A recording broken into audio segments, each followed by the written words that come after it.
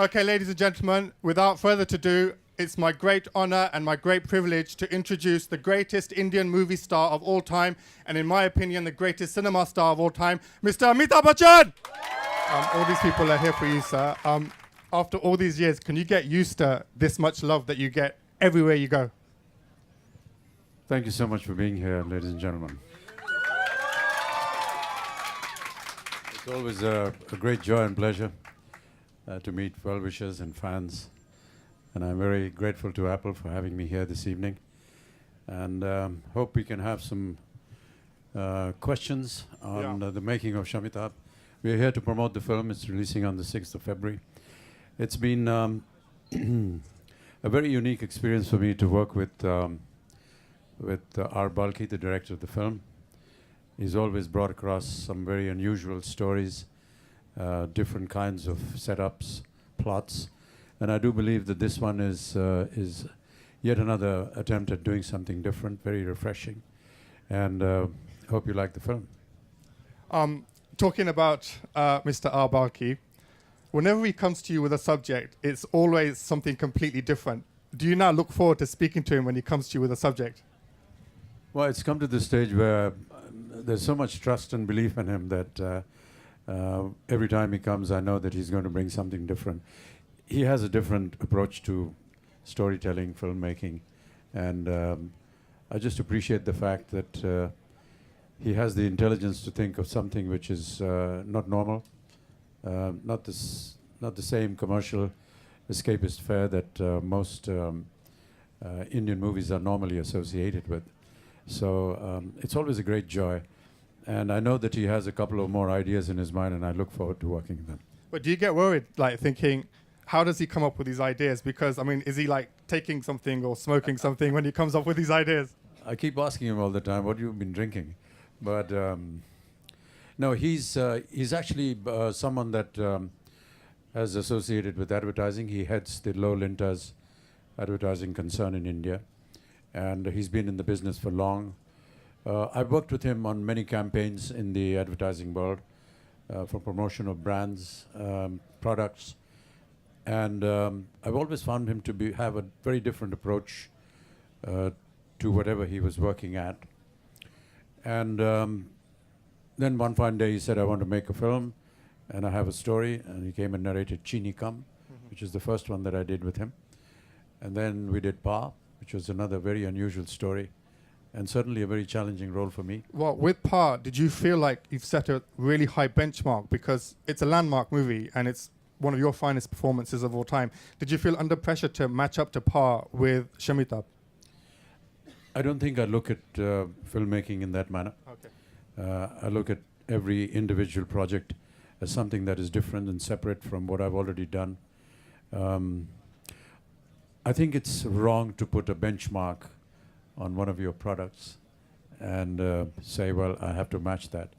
I think each film has its own reputation, its own standard, the kind of influence it has, or the kind of influence it makes on well-wishers such as you, and what you think about the film.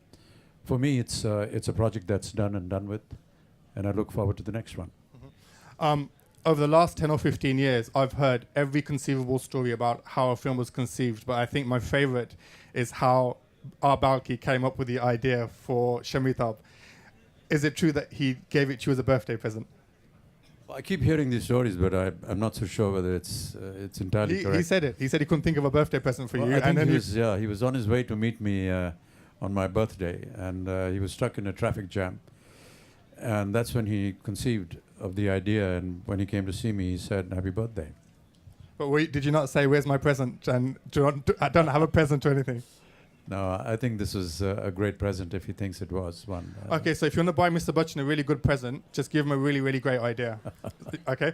And a lot of the times, ideas that sound really good don't often translate onto the screenplay. But were you surprised by how well it translated? Because I've seen so many films, I've never seen this concept before.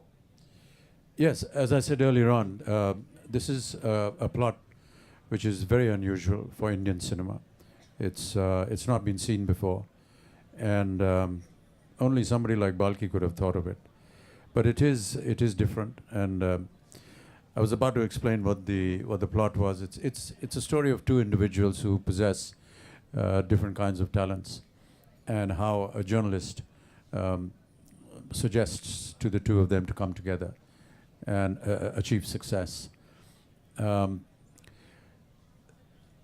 who plays the leading man of the film, doesn't have a voice, and I am giving my voice to Dhanush. So when we sat down to work on the film, I actually recorded the entire film before going on set, and then when we went on set, we played back the entire recording, and we performed to it. And when it was over, then we came back into the dubbing studio to redub the whole film again, because your facial expressions need to match what you had recorded earlier. And so it was a bit tedious, but I think worth the effort. And did you have a say on who has your voice? Like, did you have a say in Dhanush, or did you recommend Dhanush? No, I think that Balki and me often sit and discuss when we have a project on hand. And I think initially Balki was wanting Shah Rukh to play the role, but it didn't work out. I can see a lady almost gasp there on the name of Shah Rukh Khan. But for some reason it didn't work out, and then we had Dhanush playing the role. I mean, for people who don't know, Dhanush is an outstanding actor, and in South Indian films, he's like one of the most popular actors there. How do you, when you're acting with people like Dhanush, like if you look at the trailer, your chemistry is instant with all these actors. Is there something that you do to make the chemistry with your co-stars so good? No, I think I just play my character, and that's about it. That's the best we can do. I think when we get in front of the camera, it's we never think about what our personal relationship is with the person. We try and do our best in maintaining the character. So irrespective of who is in front of you, it could be a family member, it could be a dear friend, but if it involves in the making of the film that I need to be upset with him, whack him or whatever, we just go ahead and do it. And can you tell us more about your character? I know you're not allowed to give too much away, but what can you tell us about your character as an individual? He's somebody that is my age, which is close to 70 years, and he's a very frustrated human being. He's almost wasted. He lives a very decrepit life, and I don't know if you saw some of the visuals in the trailer. He's very unkempt. He doesn't care too much about himself. He's a bit of an alcoholic, and that's how he lives. But he has a voice. And the journalist feels that if this voice were to be put onto Dhanush, then perhaps the combination could work very well. And that's exactly what happens. I mean, I've only seen the trailers, but one of the things that I'm getting from your character is he's very Shakespearean. Like he gives something away, and then he starts going a bit jealous and envious. And I've kind of seen a kind of parallel between some of the characters in Shakespeare. I mean, I don't know if you've seen that. This is the first time I'm hearing some kind of logic behind my character. It's nothing to do with Shakespeare at all. Yes, I think when two people combine and they have different talents, at some point in time when they achieve success, there is the question of ego that comes in, and that's what happens in the story. And when ego comes in, there are moments when a lot of differences crop up. What happens to the story after the differences, whether it is resolved or not, is what you should see in the film. Mm-hmm. Do you have a favorite moment in the movie? I mean, I know everyone's probably asking you this, and you probably can't choose a favorite moment, but is there one moment in the movie for you that really stands out? Not really. I think that I would like to believe that the entire film is very special to me. There are many sequences in the film which are challenging as an actor, and I hope that I've been able to do justice to it. Mm-hmm. And this film celebrates your voice. Do you feel like you've almost come full circle, because in your early days you'd auditioned to be on radio and they stupidly turned him down? And do you feel like you've gone full circle now? There's actually a movie that's celebrating the magnificence of your voice. No, I don't look at it that way. I'm sure that they must have their reasons for having not approved my voice. It was very early years. I was just out of college, was looking for a job, and someone suggested that I could perhaps audition as a commentator or a newsreader in All India Radio, and I went and auditioned, and they felt that it wasn't good enough. Mind you, there were some extremely excellent voices that were associated with All India Radio at that point of time, so probably I didn't match up to them. But I've never looked at my career or my life in that manner. I just feel that it's a job that has to be done, and why connect something that has already passed with what is happening in the present. I'll be doing a lot of research on Shamitabh, and one of the things that keeps coming out is that one of the big surprise packages in the film is going to be Akshara, who's making her debut in the film. Can you talk about her? Well, Akshara comes from a great lineage. Her father, Kamal Hassan, another legend from the south. Mother, Sarika, a great artist. And she has a very striking personality. She has a lovely face. Many of the portions in the film when she doesn't have to say anything, she says a lot. And that speaks volumes for an actor. It doesn't look as though this is her first film. And that's remarkable for any newcomer. Even from the trailer, I mean, she looks so confident in the film, but was she nervous acting opposite you and opposite No. Dhanush? But I heard she wasn't, actually. I heard she was really confident. Yeah, I don't see why someone would be nervous. I mean, once you've taken up a profession, you want to look at it as a job that you need to do well. I think nervousness is something that you leave behind, or if you do have it, you don't want to express it. Sir, I don't want to break this to you, but everybody gets nervous around you, whether it's someone who's interviewing you, whether it's a fan, whether it's a co-star. And I know you're very, very modest about this, but we do get nervous around you. None of these people are looking nervous at all. Are you nervous? A little bit.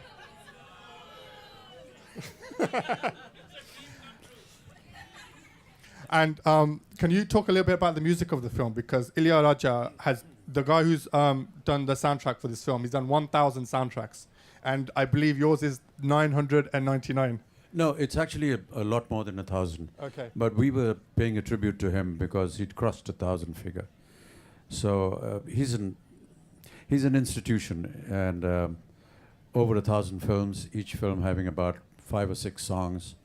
That's about 6,000 songs. And then he does the background music of the film. And just an amazing personality. And every time he creates something new for a film, it's just quite remarkable. There was a period in his life, in his career, when he did about 56 films in 52 weeks. Wow. And for 4 years continuously. That's an immense amount of work and creativity. So you can imagine his genius, really, in the field of music. He's a very humble human being. And when we were launching the music of Shamitabh in Mumbai, we felt it only appropriate to pay tribute to this absolute genius. And that's why we had Rajnikant, Kamal Hassan, Sridevi, to actually pay tribute to him. These 3 individuals, Rajni, Kamal and Sridevi, their first films in their career had music by Ilya Raja, and we thought it appropriate that they should be the ones that should pay tribute to this great human being. I mean, he's composed a great soundtrack. I've been humming the title track for the last 2 weeks. Even when I don't want to hum it, I'm humming it to myself. Now, just now you talked about nerves and nervousness. How did you feel about singing for such a great music director like Ilya Raja? Because you sang a song in this film. Yeah, I know. I was petrified. I'm not a singer, and singing is a huge ordeal for me. But as you know, they have lovely machines now which can put you in tune. And there's been an extensive use of these machines as far as I'm concerned. You're being very modest now. No, Come on, really, we know you're a good singer. I never had the courage to actually stand in front of him and sing. So I asked him to compose the tune and send it across to Mumbai. And that's what he did. And I have my dear friend Adesh Srivastava, who's also a great music director, and we sit in his small little studio and we sing, and we spend many days on the auto tuner. And You're being really modest now. Come on, you're being. Really. And but never had an opportunity to actually sing in front of him. It would be just impossible. I did get a very small moment with Ilya Raja when we were recording a small ditty for the film Pa. when the little kid sings a song. But that's the closest that I ever got to singing in front of him. And no. And with Shamitabh, what I like about Art Balki's filmmaking is he puts across the message, but he does it with humor. With the first two, has he done that again with Shamitabh? Has he put humor but then put a message across as well? Yeah, I think his writing is very special. Yeah. He has a way with words.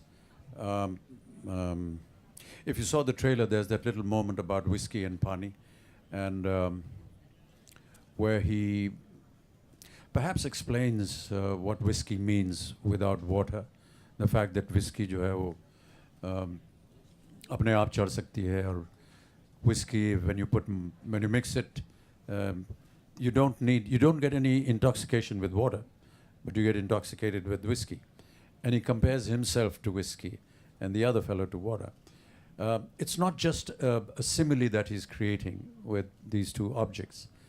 It is actually describing his ego when he's describing two different personalities, where he's trying to show that whiskey, which is me, is more important than water, because whiskey needs water, but water needs whiskey to get intoxicated, but whiskey doesn't need anybody.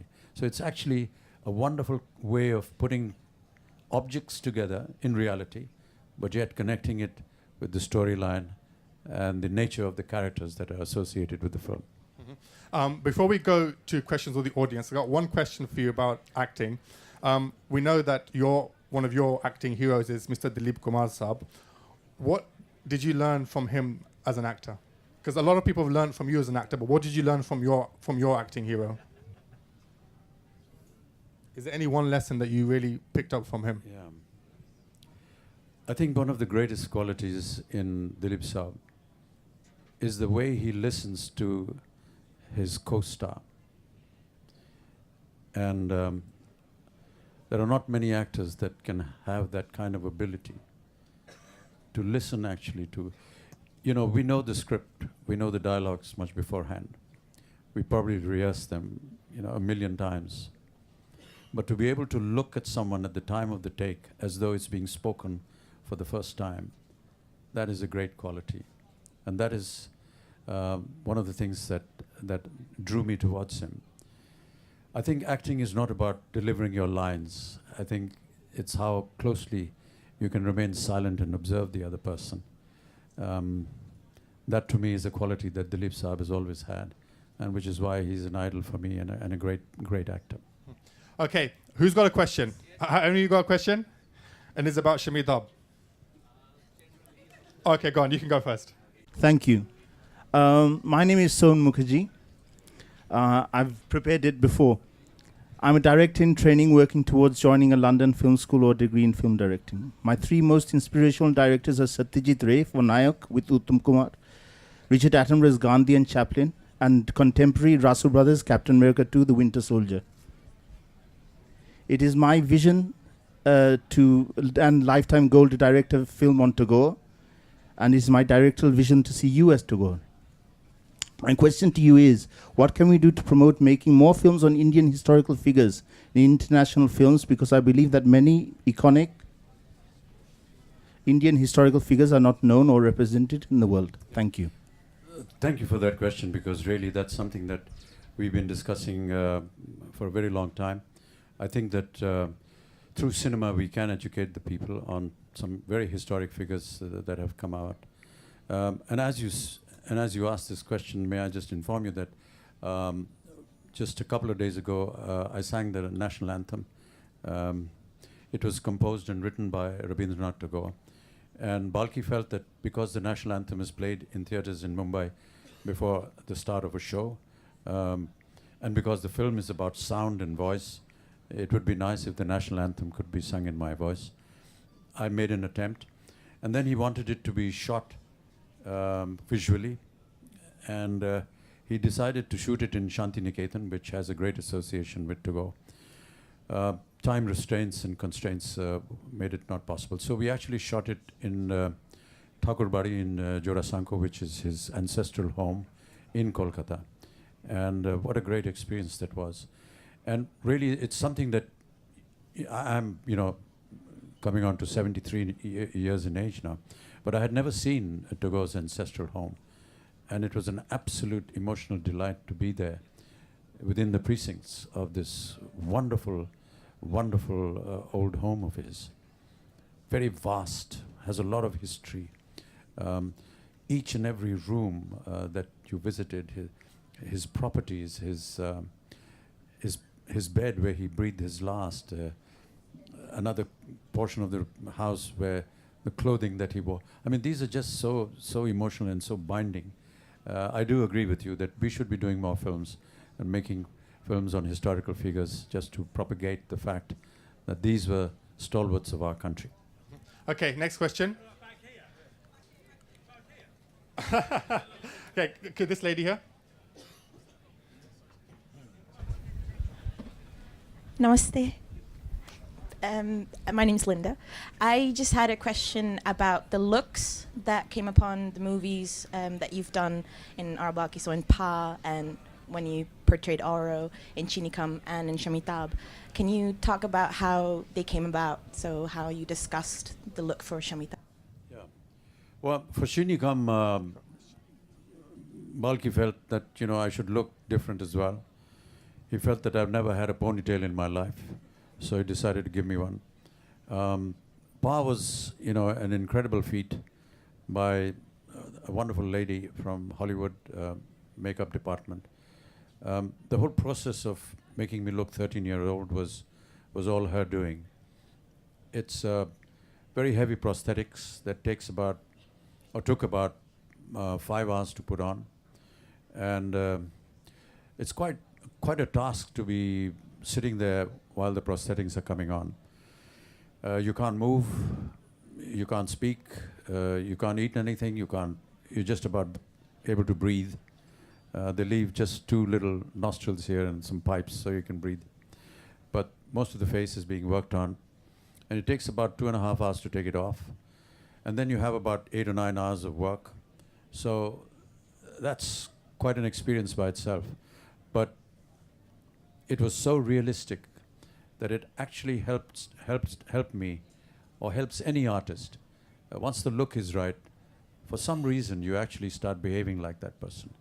And it's more to do with the kind of makeup that has come on you than your own ability or your own talent. So prosthetics and makeup go a long way. For Shamitabh, Balki wanted a kind of look that you see now. A lot of hair, very unkempt hair on top, an unkempt beard. And it takes a while to stick it on and make it look real. Most of the beards, at least in India, they're actually pre-prepared on a net. And that net is then stuck on with glue. And it's the most uncomfortable experience ever, because it restricts your movements. You can't speak well, you can't move around well, you can't eat anything. And in the heat, it's just terrible. So what most of the modern makeup people do is they stick on each hair. So piece by piece, each hair is put on, and that takes about 2 hours. It took about 2 hours to put on this look. Wow. Okay, we've got time for 2 more questions. Okay, can we get someone from the back over there? There's a lady there. I can just see her hand. You. Yeah. Hi, sir. It's a pleasure speaking to you. I'm a fashion design student, and I think you're the best styled celebrity in the world. I love how you mix match your socks. Always amazing socks. And I would like to ask you a question. You have done such versatile roles. What's so different about this movie, and why should we watch it? Thank you so much for all these lovely compliments about my socks. I bet you didn't think that was going to happen today, did you? And why are you looking at my socks all the time? Okay. Well, as I said, it's really a unique concept where someone's voice is given to somebody else. But to be able to perform it is rather tough. And as I was saying a little while ago, we actually recorded the entire film, and then we performed to the recording. So we actually lip sync what we have recorded previously. And because facial expressions with different people when they are lip syncing is different when they're performing, we have to redub the whole thing again to match the facial expressions. It's like what we do when we sing songs in our movies. We lip sync the songs. The song is sung by greats like Lata Mangeshkar, Kishore Kumar, Mohammed Rafi, and we lip sync. When Lata ji or Kishore Kumar sing songs, they sing as singers. We perform according to our character what they have already sung. So our facial expressions and our movements are different to when they were singing. So that's the kind of equation we had with this film. We had to perform differently to an already recorded piece. And that was one of the most trying moments when we were shooting this film. Okay, we've got time for one more question, and I don't know who to pick. I mean, this is getting really... shall we... Do you want to pick the last question? Huh? Okay. Shall we pick... huh? Okay, this gentleman here. So you're quite an active embracer of Twitter and Facebook, and you've got such a busy lifestyle. How do you manage to keep up to date? Yeah, just before going to bed, just an hour or so, write my blog, catch up with Twitter, Facebook. It's a wonderful medium.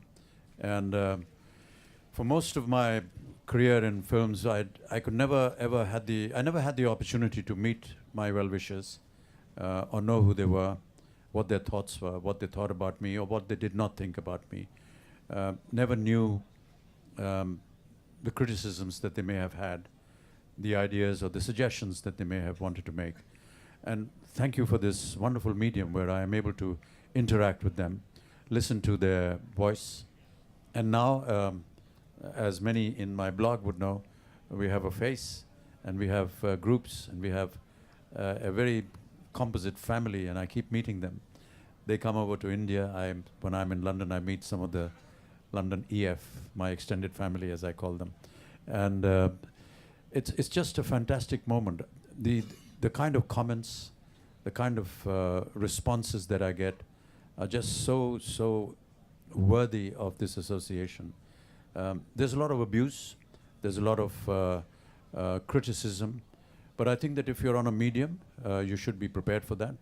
I don't object to it. I think it's, I need to know if I'm doing something wrong, and I need to know if it can be corrected. And therefore, I don't, block them or cut it off or anything like that. Okay, ladies and gentlemen, can we have one loud cheer for the biggest legend of Indian cinema, my hero, your hero, everybody's hero, Mr. Amitabh?